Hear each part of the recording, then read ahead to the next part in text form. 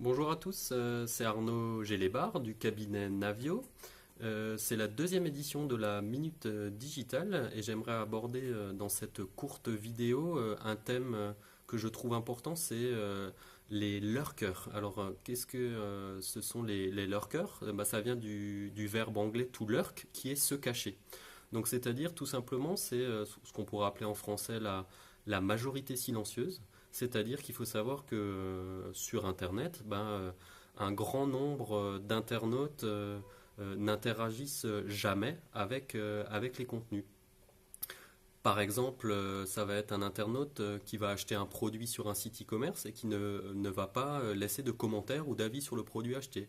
Ça va être un internaute qui va visionner ou lire des articles sur votre page Facebook, sur votre compte Twitter, etc. Mais qui ne va pas du tout interagir avec. C'est-à-dire il ne veut pas liker le post, il ne va pas le partager, il ne va pas le commenter, etc.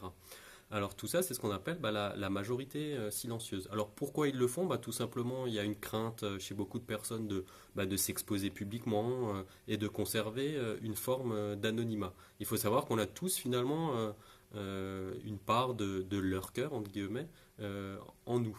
Alors on peut dire que selon une étude, entre 50 et 90% des internautes sont des lurkers.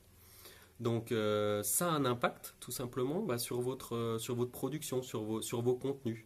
C'est-à-dire que vous allez peut-être avoir énormément de gens qui vont lire vos articles, qui vont lire vos posts sur Facebook, etc. Vous allez avoir un fort, ce qu'on appelle taux d'impression ou de visibilité, mais par contre vous allez avoir un faible engagement.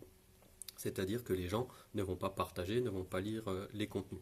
Mais cela, il ne faut pas les oublier. C'est vraiment la leçon à retenir, c'est qu'il peut y avoir une grande majorité de personnes qui vont connaître vos contenus mais qui ne vont pas les partager. Voilà, rendez-vous la semaine prochaine pour la troisième édition de la vidéo. Au revoir.